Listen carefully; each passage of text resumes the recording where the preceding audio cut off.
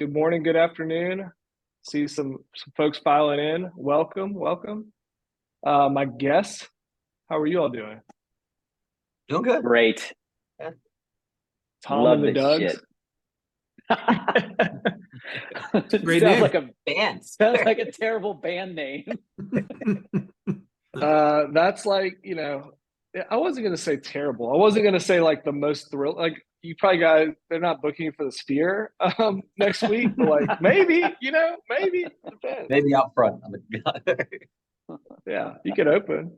That's awesome. All right, we're filling in here. We'll give it another 35 seconds, and then we'll start to dive into it. Everyone will be able to get the recording and the highlight of this as well. So not sweating the folks who come a minute or two late.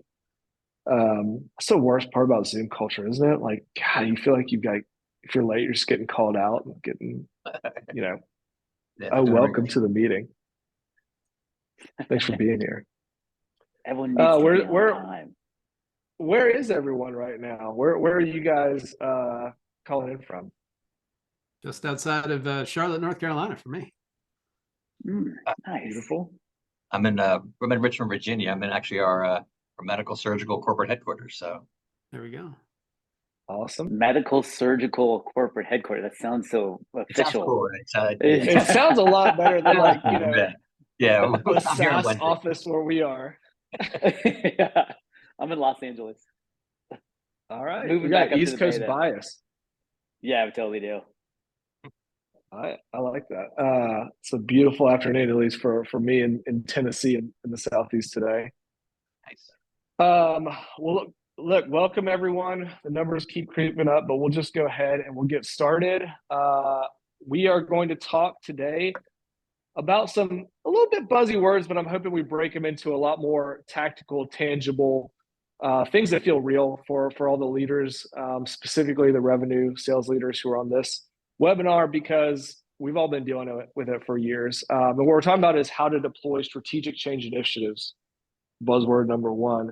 And I plan on Tom, Doug, and Landis, as I'll say, breaking down how this works in practice at organizations of different size, different scope, of different stage, and at what they've seen be successful, maybe what they've seen be less successful in the past. And my assumption, which we'll do a poll here in about 2 seconds, is that everyone on this call has dealt with these change initiatives, as the HBR calls them. And you can insert the reason why these have happened, but I thought this was fascinating when Mari shared this kind of in the pre-run of this webinar. But since in 2022, the average employee experienced 10 planned change initiatives in a year. What that means, and I think everyone can understand or empathizes, but really since 2020, it has been a constant state of some type of change, going virtual, return to work, new pricing, supply chain shortages where you couldn't even sell the thing you were supposed to be selling. Everyone's been experiencing it at various levels, various industries, different times. And it's put a lot of stress and a lot of strain on especially our revenue teams and certainly the folks on the front lines. So want to get a little data from you all. We'll pop up a poll here in a second.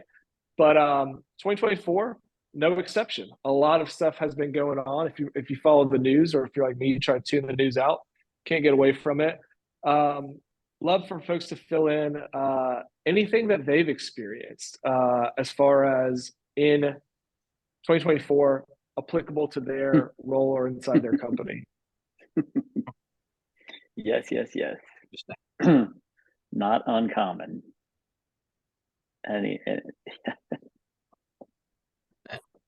Wow. I think only we can see these, so don't spoil it, guys. Yeah, it's just fun to watch. None of it's cool. surprising. It is very cool. Yeah. None of it's surprising at all. I I think the one thing we all. I think the webinar in 2024 if AI wasn't popping. So yeah, right? I'm glad that the trend will continue, as folks see here in a second. Mr. Data. People really quick getting in to be like, that's me too. Landis, what were you going to say? Well, I was going to say, like, none of this is surprising because the only thing that's really consistent besides taxes and death in this world is change, right? So it's like shit's going to change, and it has been. Excuse my French. Has been for a long time. It feels like, though, at least in the last year or two, maybe even a little longer. And I'm curious DH's thoughts on this, but it just feels like more change has been. Maybe it's been more radical. Maybe it's been more. It's been more I don't know, unplanned. Yeah. But it just feels like it's been more change has been kind of the MO of late. Yeah, it's totally the result of, I mean, the environment we are in now, especially for a lot of us that are in the broader tech space. Is today's market is not 2022's market, and it's not 2020's market either.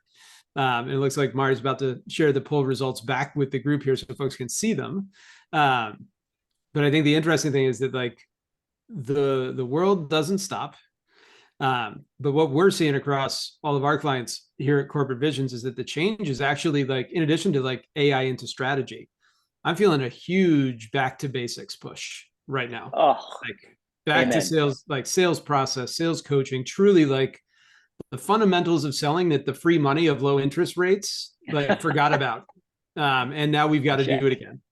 Yes. I mean, it's really interesting. And I want to tie back to that later, because the back to basics message feels extremely accurate to me. I'm curious with Tom, you folks at McKesson, I mean, do you feel like we're away from the basics, or you're like, this is what we've been doing?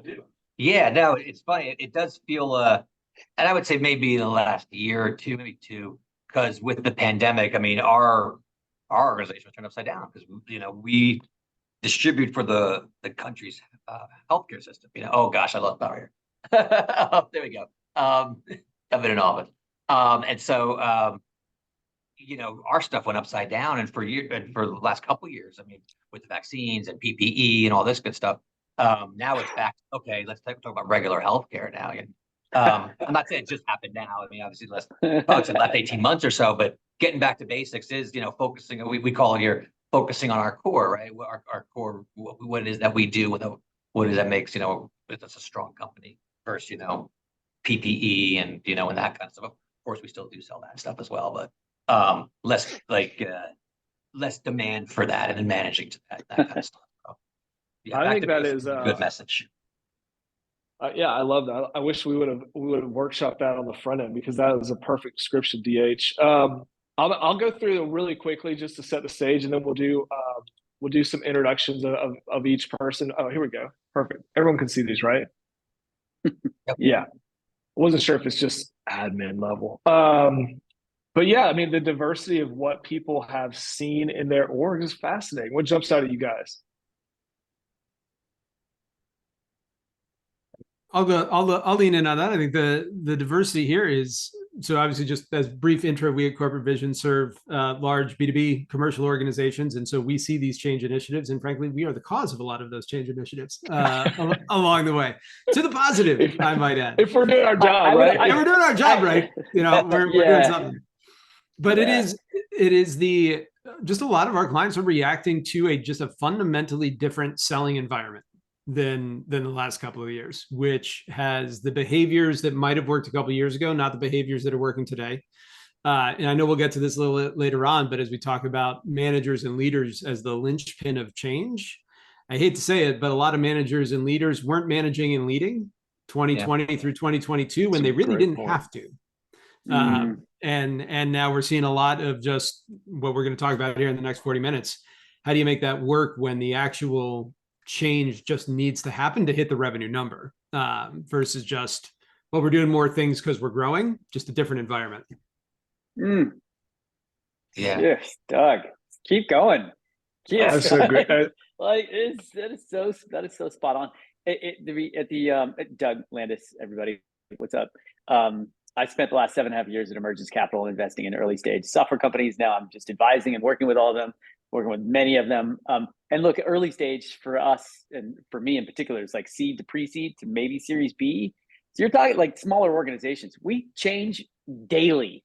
Yeah. It's like It's nothing but change. In fact, at the end of the day, it's all about trade-offs. And every trade-off you're evaluating, you know that there's implications downstream, either internally in your organization or with your customer base. So change for us has never really been, for the early stages, it's not necessarily new.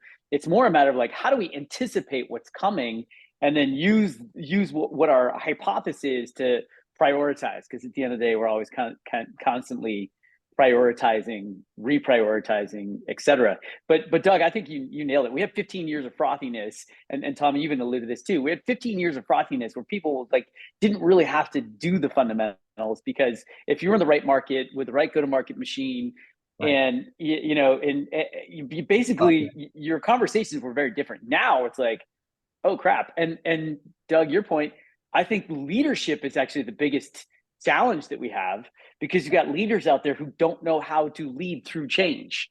Yeah. No, I would agree with that. Like when we talk about getting, like I mentioned, at Tom Whale and I'm with McKesson, I have a team of 60 reps, and we sell into the extended care space, which is pharmacies, nursing homes, assisted living, that kind of stuff. But what's funny is we started a bunch.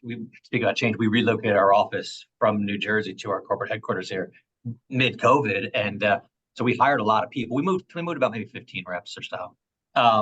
But the biggest problem they had, again, while there was a lot of need for, again, I keep saying PPE and vaccines and test kits and things like that, the hardest part was having product, right? And so what I'm saying to reps, and they're like, their biggest problem is not having enough product to sell. That's not I guess, from a sales perspective, it's not a problem, right? Yeah, the inventory, gosh, I could just sell more if I had more stuff. But now, you fast forward a couple of years, it's like, wow, this is kind of a lot harder now. It's my phones are ringing off the hook, and people asking for stuff, right? Now you're talking about regular healthcare, which is obviously, and so when you talk about leading and leading change and that kind of thing, it's now it's like, okay, let's get back to basics, back to the skills, back to what it takes to be a successful salesperson. And so yeah, that's been something that we've been undertaking, so at least the last couple of years.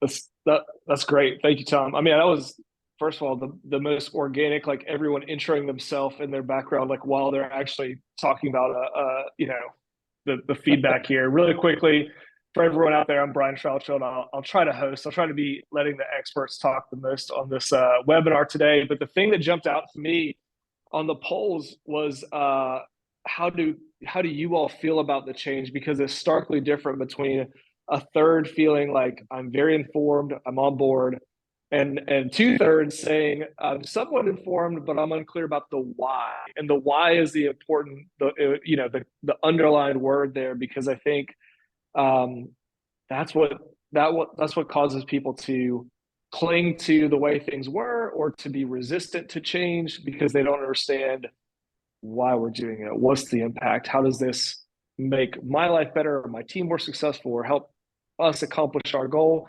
And so I wanted to highlight that. And we'll dig in a bunch. We'll have you guys for another 40 or so minutes. But let's jump to let's keep it moving so I can get you guys talking. The last highlight on that, and this is from our friends at Gartner, but I was really surprised by this. Two reasons. One, as a company leader, I was like, what were we doing right in 2016 where 75% were people were like, yes, let's do the new thing, let's change whatever.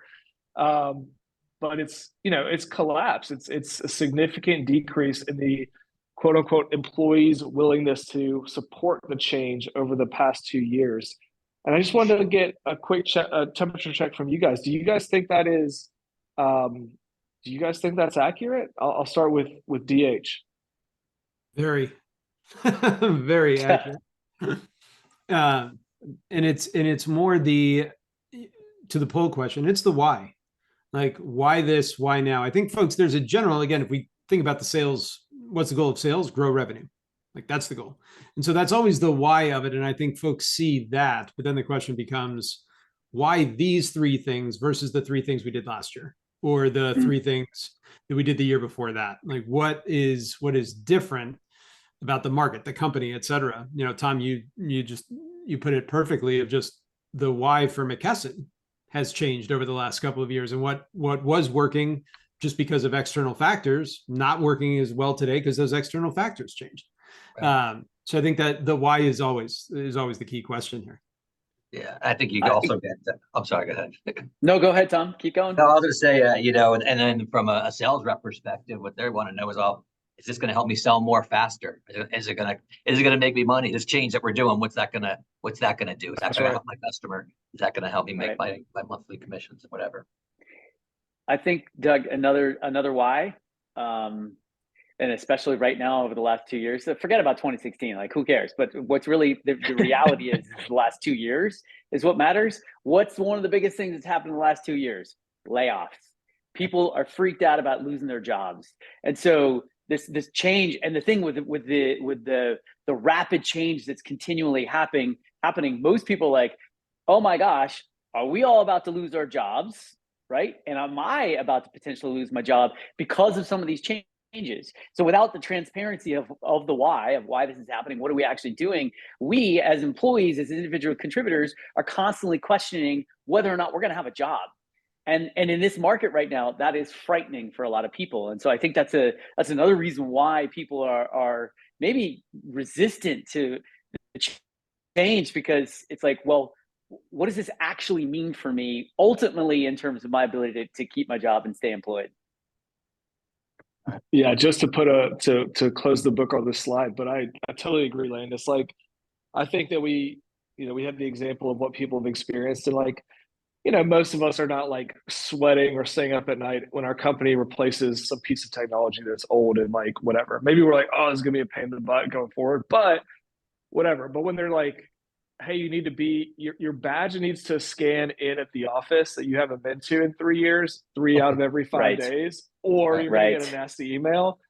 Yeah. Or vice versa, like you now report to this department, which is based out of such and such other city. Like now you have layers of these changes that have different stress, kind of weights to them. Like, do I see my manager anymore? Do I have a new manager who's a totally different person? And those things it impacts your job. Right. Yeah, and it stacks on top of each other, right? So when the next thing of like when DH comes in, they're like, hey, we have a new sales process, and here's how we're gonna message that to the market. They're like, dude, I don't even know where the fuck I work out of anymore. Like, what's like, it's a whole level of series of things. So I want to kind of visualize how this, what employees go through. And I'll use employees, but we're specifically talking more about sales and revenue people. But it's a little wishy-washy. This gets into some of like the corporate psychology stuff, but I think it's really important for managers, especially new managers and the leaders, to understand this stuff. But your teammates and your team members, they're going through this change constantly, and this curve applies to like all the different things that are happening in tandem, right? Like they could be, you get a new price book and they're like, oh shit, I don't even know this one. I don't know what to do. How's this going to affect my commission? I'm going to keep trying, they're in the denial, anxiety, whatever. And then you get them onto the other side. Happens with return to work, virtual, new management. You buy a company, what's that mean for me? All these things. It's happening at every level, at every different one of those things.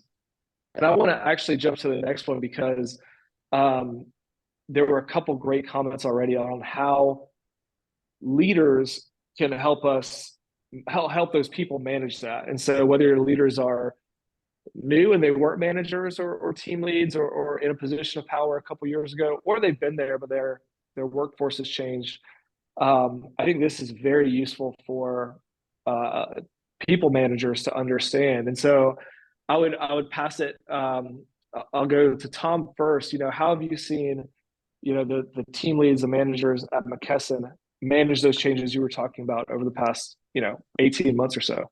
Yeah, we ironic, we use this document whenever we're doing a change with our staff a lot of times, because as an effort to kind of show them this is going to go through this, and I think that helps bring some awareness. I do know that when there are times that I have not shown this, that it's come back and folks, I don't know that they don't understand that there's like a curve, but they at least acknowledge it, and I can reference it when we're having those conversations.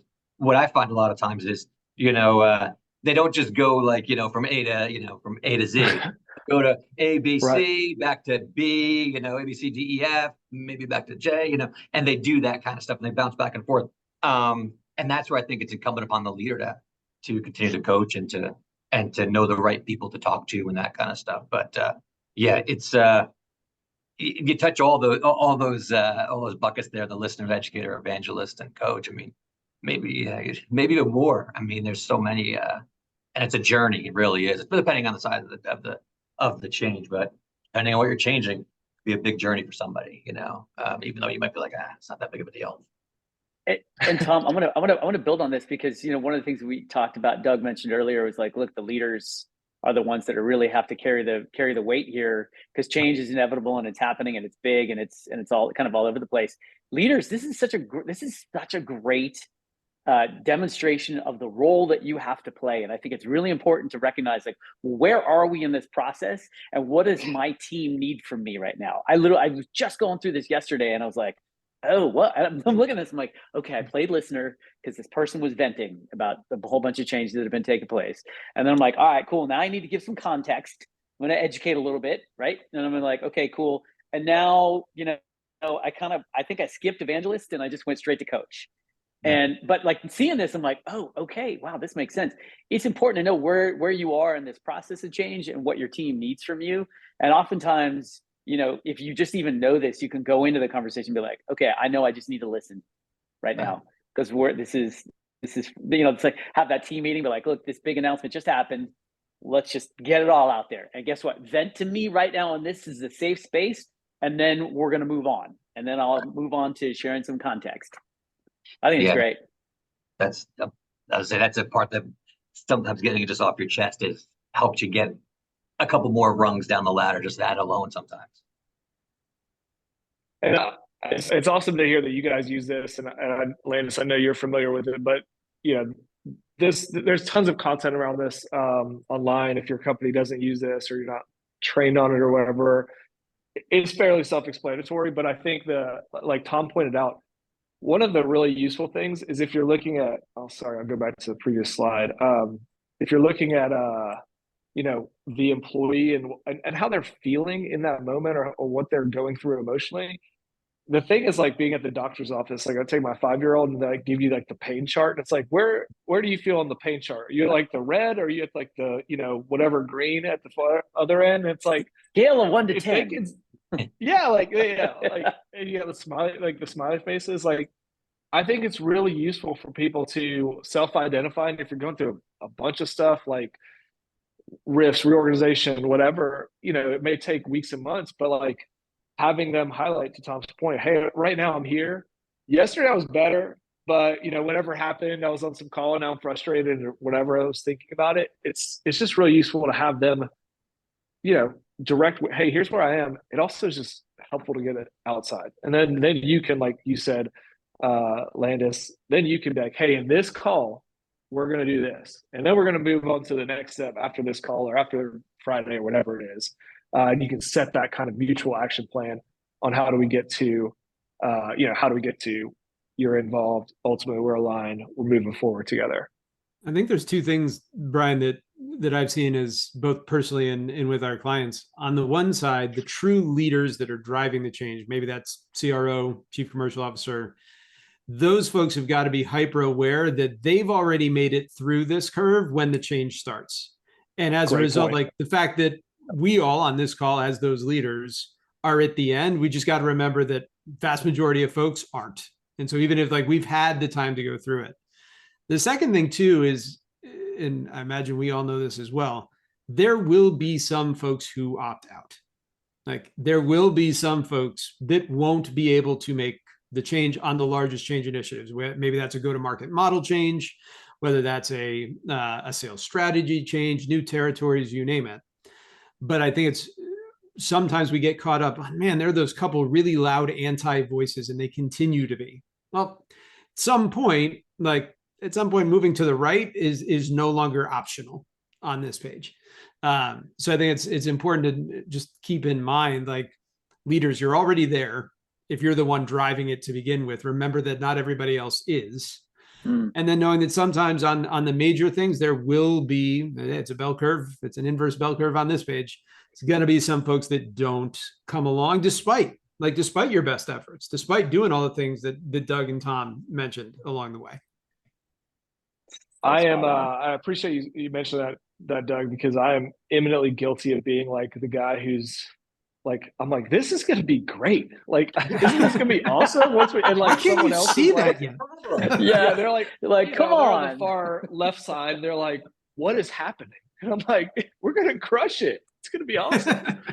And they're like, do I want to be here? TBD. Let's get into more some of the more specifics, because there's a great comment in here from Susan Landis I saw you respond to, but we got a handful of topics around this. But to her point, she mentioned like the managers are key to this, and I think this is really important for whether it's a small org, giant org, everywhere in between. They're in the field. They're out there on as close to you can get to the front line outside of the rep, and they're going to be the change agent, if you will, of whatever's happening, as well as like guiding the individuals through those curves and through that information change. So let's talk about creating that ground level buy-in with your managers or to your managers. Tom, I wanted to start with you here on, how do you get the commitment at that level and make sure that they've crossed that chasm, if you will, to the other side, and walk the reps through? That's a good question. I think it's, I try to bring them in as early as I can. Sometimes you can't bring super early, but then giving them time, to digest it, get their head around it, because, I've some of the bigger changes that I've rolled out I know we've rolled to the team. I say to them, are you okay with this? Well, and sometimes they're not, sometimes they're better than others, I guess, but I think it's getting them to that point where they're comfortable with it. Maybe they don't agree with it. I mean, I get it. And maybe there's at that time when they hear it for the first time, whoa, that's a big deal. I think you have to get their buy-in, and you talk through it. And, like I said before, giving them time to vent. Like, tell me what you don't like. Okay. If it needed to be great, what would make it great? Okay. All right. And talk through that kind of stuff. And it doesn't happen in one conversation. I've found that out. It's multiple. It really is. And so, but the manager has to be bought in before, like, I think the change gets adopted. So that's why I tried to, again, depending on what it is, try to get to them early if I can. And if I can't, all right, well, let's just spend the time, because if the change is big enough, and if it's kind of sudden enough, it's important enough for us to sit and talk about and spending that time. And, I think that's a critical piece of it. I think there's a couple of other things to add to this. One, it's similar to what we do with our customers when we're selling. Is I think part of our job when we sit down with our leaders is to try and anticipate what are the questions or comments or reactions that we're going to get, and let's try and think about that ahead of time so we can kind of head it off before it even comes up. It looks like we're kind of on our game. And I think the other thing too is we also just have to be really honest about, like, with our leaders, there are certain things that we just can't talk about and we just can't share. It's stuff that is proprietary to the executive team, and it's stuff that we're still working through. And there are things that are just important not to even mention, bring up, or those are things you got to table if it comes up in conversation. So that's the other thing, is just making sure about the things that we can talk about and the things we can't talk about, because the more we know, the more prepared we are, the easier the conversation is. The more we anticipate what's likely going to come up, the more we recognize the fact that, like, okay, this is hard. This seems like it's coming out of left field, whatever it may be. The more that it looks like we've actually done our homework and tried to put ourselves in their shoes, the more comfortable everyone's going to be. I'm guessing the other Doug, DH, you have a framework or something for this? We try. I'm sitting here thinking, I'm guessing y'all have a framework for this. No, we try. It's just that every level of the title of the slide, though, creating ground level buy-in, starts, there's a role for every level of the organization to play in this conversation. Because everybody tends to, I think, like, model the behavior that they see from their peers and from their leaders in an organization. And so if leaders at the CRO level, SVP sales level are demonstrating exactly what you were saying, Doug, being transparent on the things they can be transparent about and showing that trust with then their teams, great, that's going to flow down, and vice versa along the way. But I see this as the ground level buy-in is a matter of sort of squeezing the middle from both directions, where CRO's got to be bought in, his or her leadership team has to be bought in. Then at the bottom, while they start seeing like, how are you going to call out and reward the right seller, marketer, customer success behaviors from the bottom up when you start to see them being demonstrated.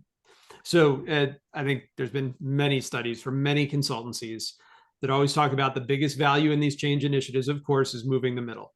So as soon as you can call out, maybe that's that middle performing manager, middle performing individual contributor who's doing the new thing and seeing success with the new thing and socializing those stories across the organization while you are also continuing to drive the message from the top down, that's going to be fantastic.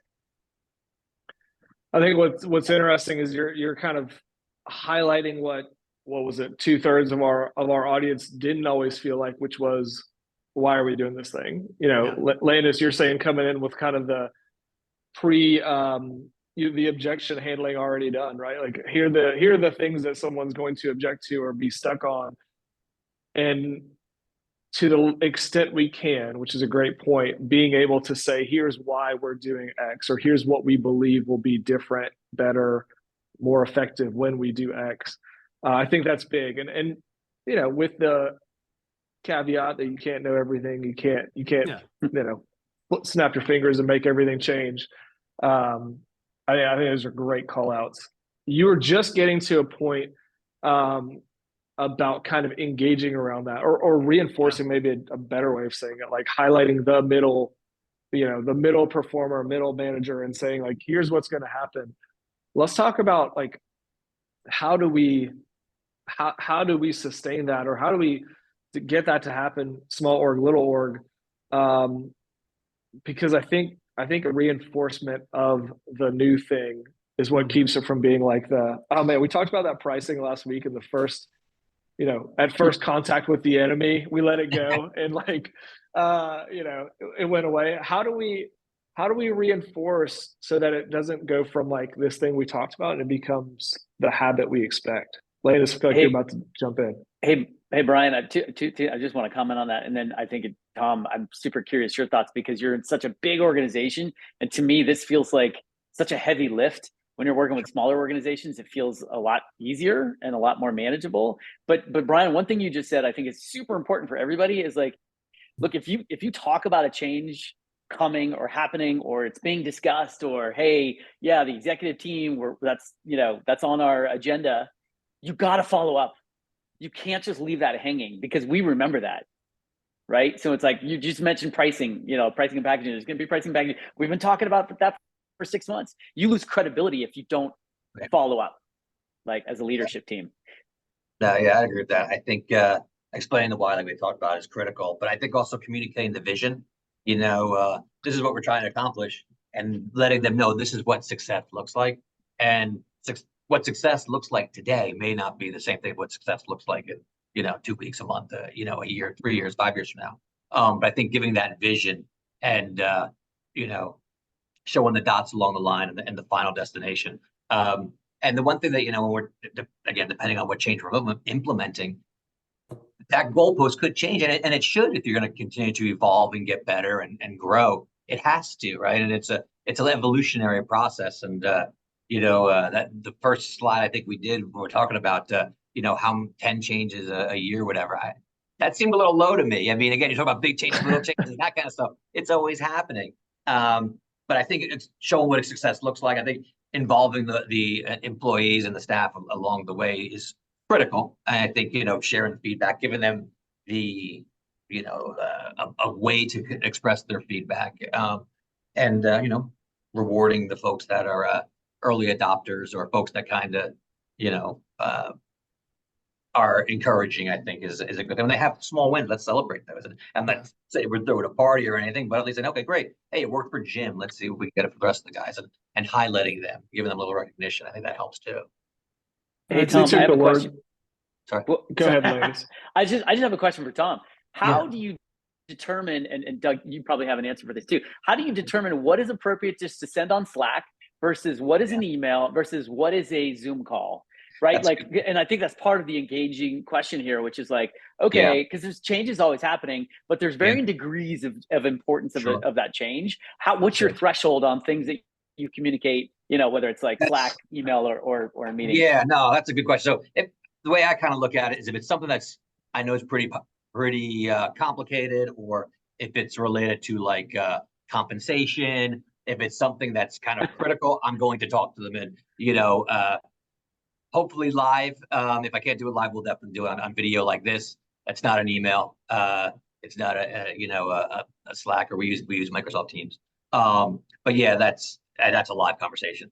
And then the follow-up, I think, is, I'll even do follow-up, like, so we're in a hybrid office situation when I'm in the office. Just in general, every week I block my calendar so I have time to talk to the sales reps and kind of help them get their head around it. And I try and do it one-on-one, even though there's a level between me and the sales rep. My managers understand that I'm going to have those conversations, and I think the reps like that.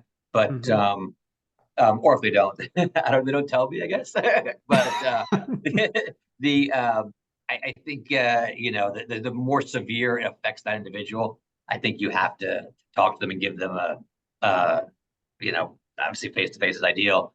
Via video like this is good, but yeah, I try not to do too much in email, because I find a lot of times, well, again, email will be more for follow-up and that kind of stuff. And because if it's important enough, I don't want something, well, she just popped off an email, doesn't even care that my territory's changed, and and I'm going to take a pay cut, or I'm losing my biggest customer, or whatever that is. It's important. I think if you treat it important. The closer it seems to me, this is anecdotal, but the closer you get in the change to having an impact on somebody's income in the sales function, the more you're going to want to communicate face to face and totally. Like that's how that works. But I'd say the one thing we haven't touched on yet that I think is important, both on this point and in the prior slide as well. One of the really cool things about sales relative to other functions is that it is highly measurable. And there are metrics everywhere, from number of conversations to pipeline health. Next slide. Oh, look at that. Right on time. Totally, like right over that.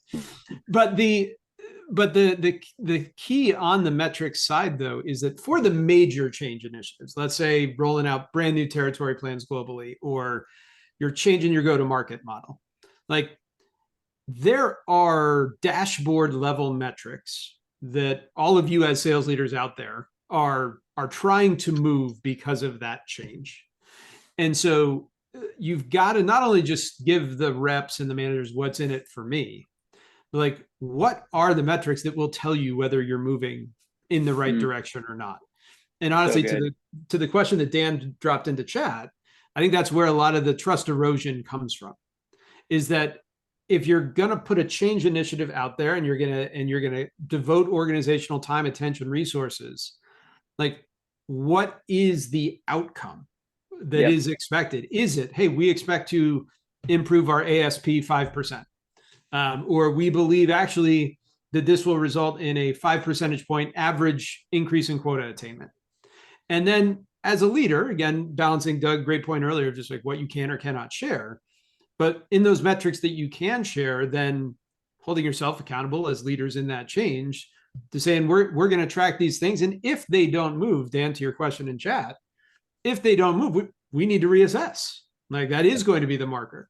Now, of course, you can take that too far, of course. But generally, I think a lot of the change that was mentioned earlier just comes as, we're doing this now.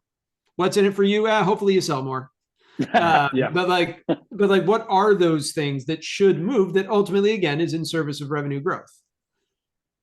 I'll do a little anonymized story here, but coming out of the last few years, we've seen a ton of M&A. We've seen a ton of people do bolt-ons for additional services and SKUs that they can sell into their customer base.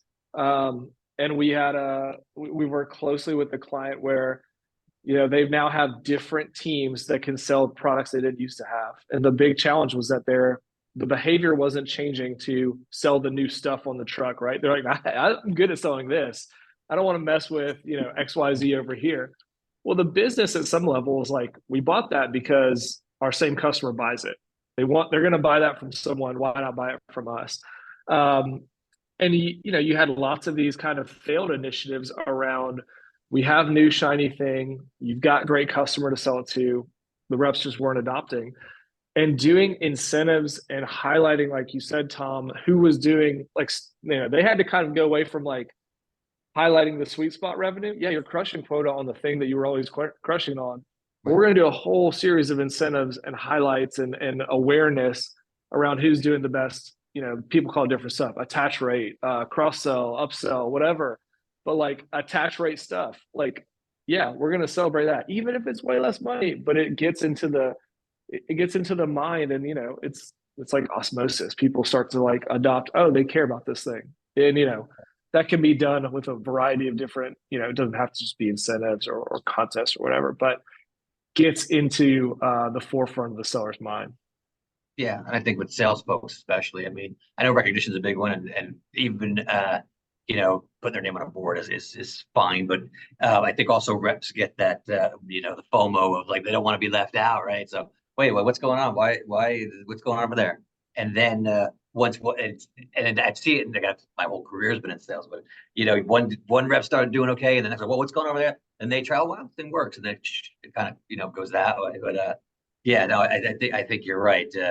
Celebrating those successes and just getting folks to rewarding the ones, and it doesn't have to be a cash check. I mean, those are adopting are key.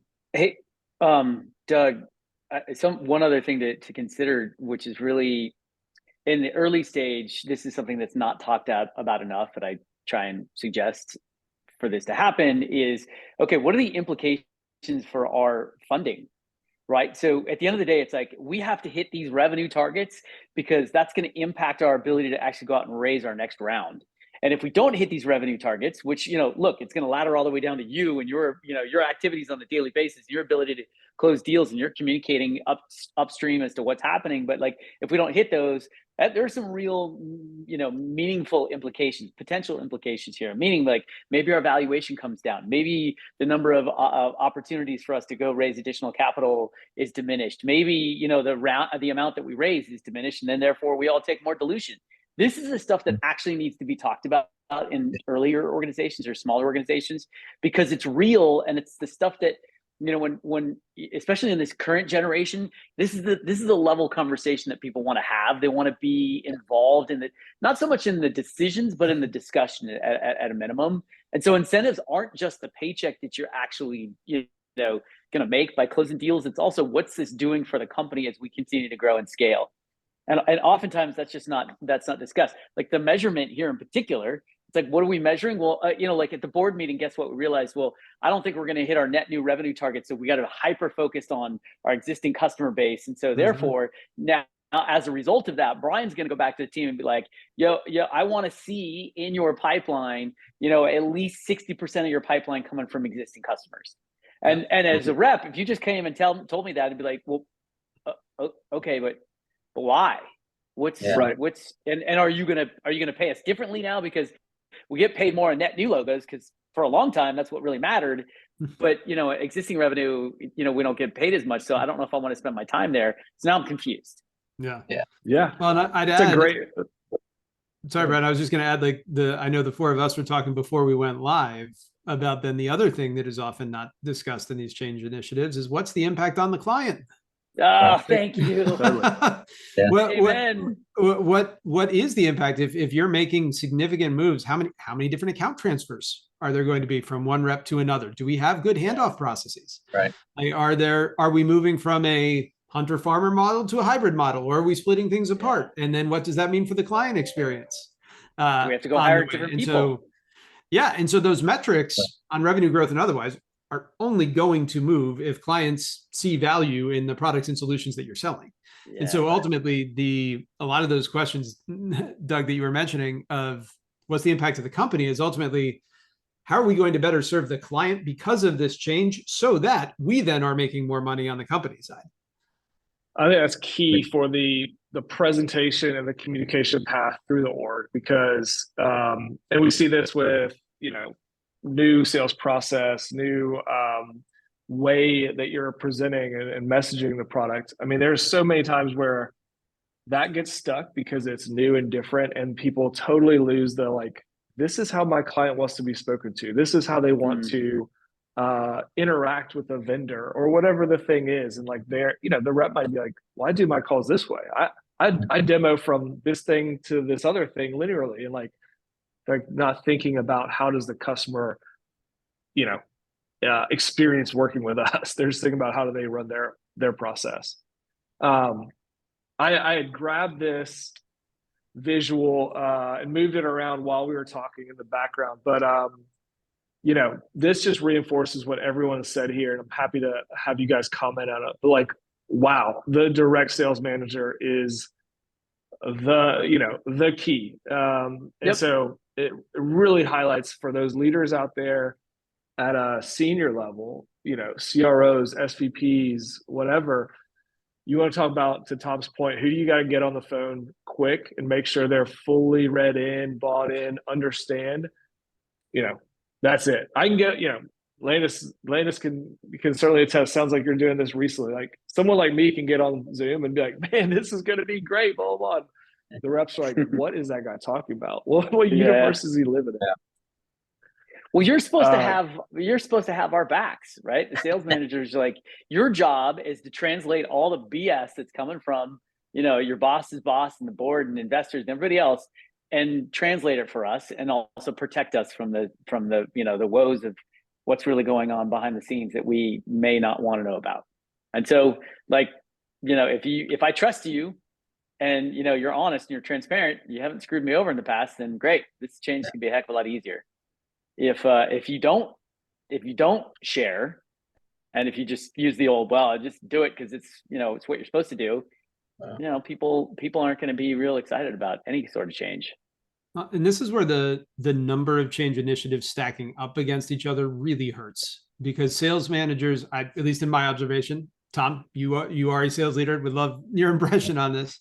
But in our client accounts, we find that the biggest, what's the right way to frame it, but biggest gap that sales managers have, they consistently fall victim to the tyranny of the urgent. And so whatever's right in front of them, whether that's a pipeline request from the CRO, whether that's the deal that's on their desk today, like, I got to work on that thing. Right. And so if there are 10 change initiatives in a year, I would imagine most sales managers, sales leaders are pretty good in that first window of, hey, guys, we got to do this thing. I heard from my CRO, this is the thing we're doing this week. All right. Then 2 weeks from now, I got another thing for you, everybody. Here's the thing that we're going to do this week. And then over time, then, like, there's no, to the earlier comments of reinforcing, it just kind of all bleeds into the background.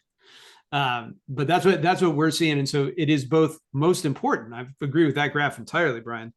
But then, Tom, would love your take on that. How do you counter that? Like, make sure that they do stick with it. Yeah, no, that's that, like, change fatigue, I guess. You know, you get guys kind of worn out. And I look at it as, at least, you know, from leading the managers, as my responsibility to make sure they keep them kind of going forward. And you know, I could say, fortunately, I have a very great staff, so you know, which is helpful, very helpful. You know, but I think that's when you're doing your reviews and your one-on-ones and your discussions, you know, and you talk about that. And then also, you know, I do like to do skip level, talk to the individual reps, and not to basically check in on the managers. I do trust my managers, but what's their perspective? Because sometimes, you know, maybe someone misses it, you know, and that sort of thing. I have noticed in the, you know, the hybrid environment that I do have to do a lot more reinforcement and repeating and things, just so folks hear it, and the managers do the same. But yeah, I also think that the managers do a great job of not only, my managers do this, they'll introduce the change, but then also they do a great job of controlling that back channel a little bit, because you have top producers that, you know, have some influence, and that's great. But let's be honest, the top producer, whatever, throw anything at them, they're going to continue to produce. And there's that band of influencers that may not be the top people. They're the steady eddies or the, whatever, maybe they're good producers, but they're big influencers on the team. And so I think the managers do a good job to kind of help get those folks, because sometimes, folks will listen to one or two people. And if you have a bad apple there, they can poison the bunch very quickly.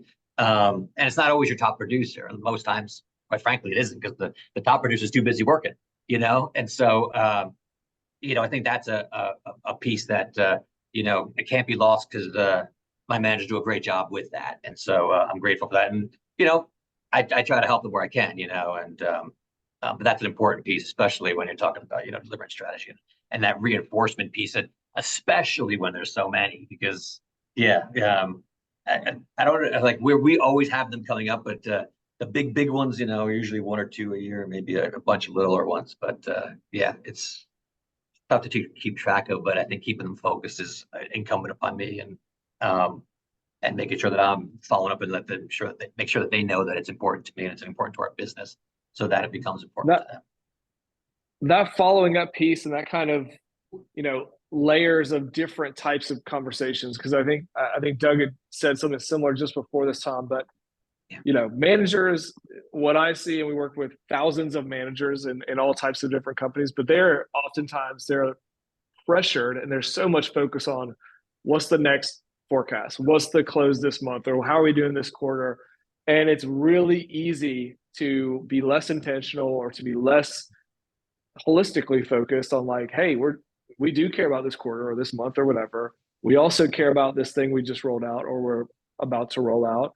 And so there's a whole series of things you have to be really process oriented around. And I want to kick this to Landis to start us off here, but I'm sure everyone has thoughts about it. Like, how are you able to know that the body didn't reject the new thing? How do we know that it took and it lands and we're consistently moving it forward versus like you got the big company announcement from whomever, SVP, CRO, someone, and it's like, cool, we're through experimental quarter. All I care about is closing these last handful of deals, and then like I'll worry about that later.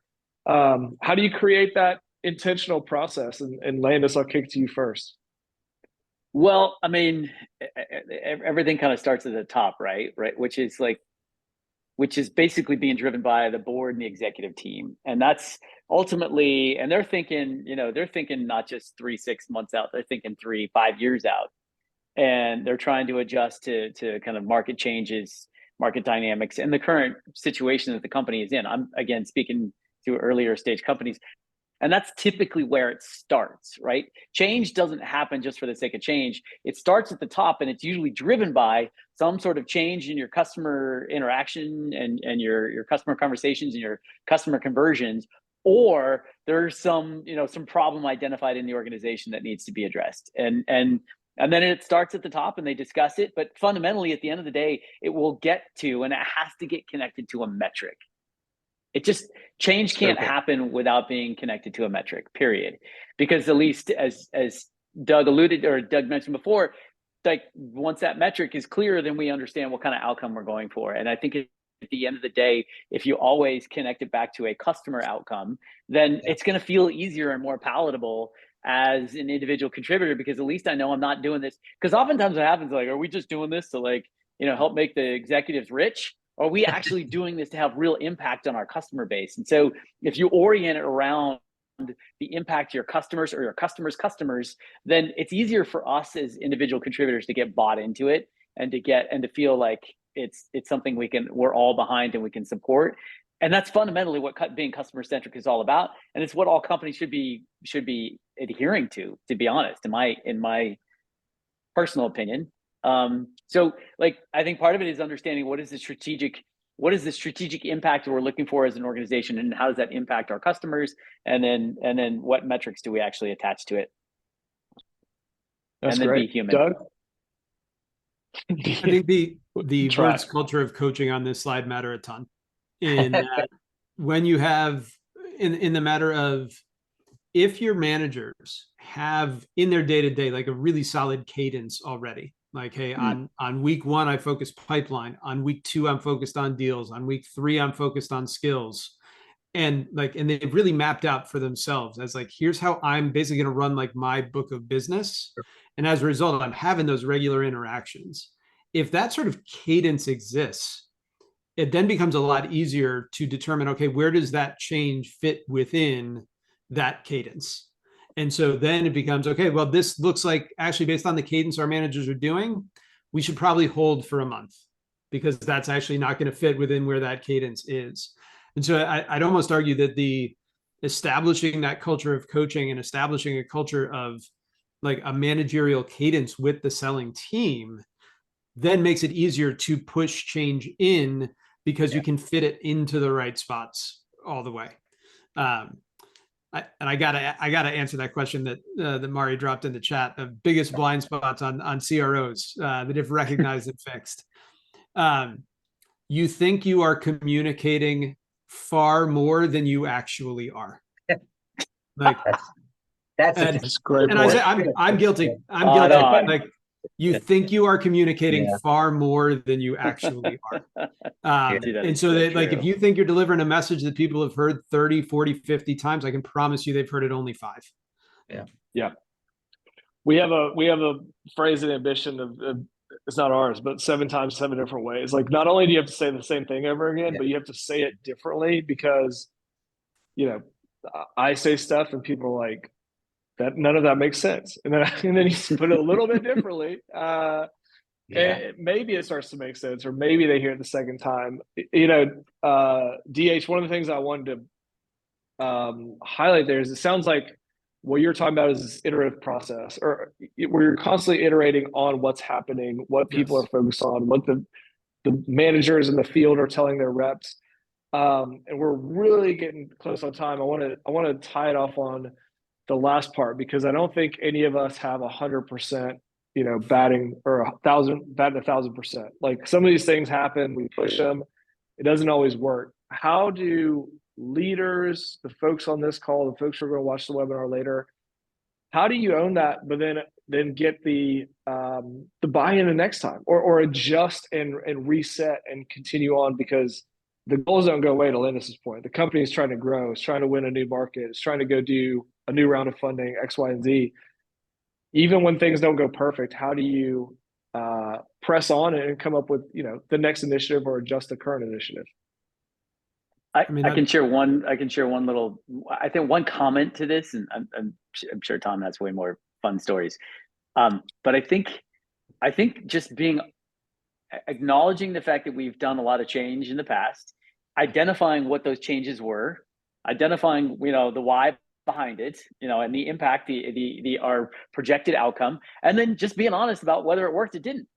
That's so important. Oftentimes, to the comment that was made earlier, like we think we're communicating more than we actually are. This is a big part of it.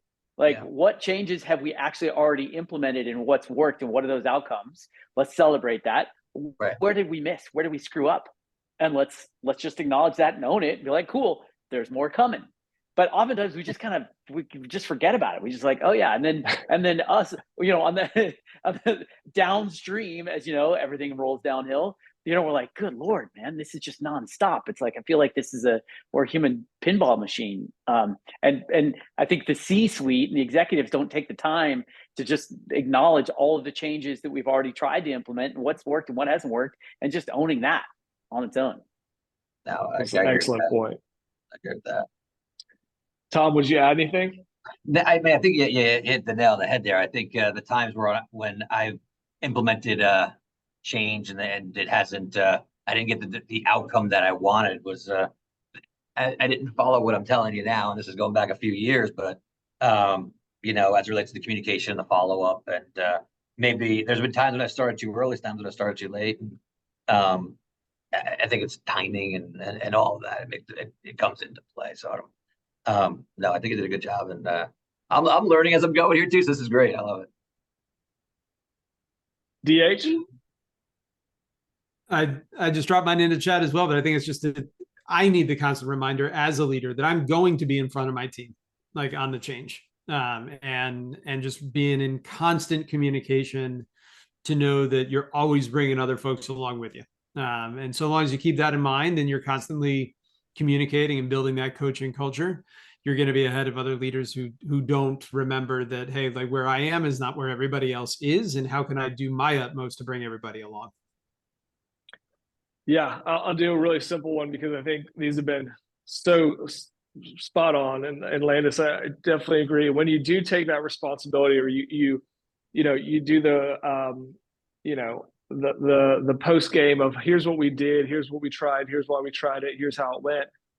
When it went great, everything needs to be you guys did this. When it goes poorly, Yeah. I wanted us to go do X. I wanted us to go, create this new thing and try this, and it didn't work. And that, take that, hand off all the, celebration side, and then take all the blame. But if you're a leader, that's your responsibility. Guys, thank you so much for being here. Mari, I know you're in the background. Thank you for setting this up. Tom, Doug Landis, really appreciate you guys. Please find these folks on the internet. They're awesome to follow. I'll go in order really quick. Landis, where can folks find you? You can find me at douglandis.com or just find me at Doug Landis on LinkedIn. Doug Hutton. On LinkedIn is great for me, as well as corporatevisions.com. Appreciate the time today, Brian. Awesome. Tom? I'm on LinkedIn, so you can find my stuff there. And yeah, thank you. This was a lot of fun. Wonderful. Thank you guys so much. Thanks for everyone who came. Appreciate you guys. Have a great day. Thank you.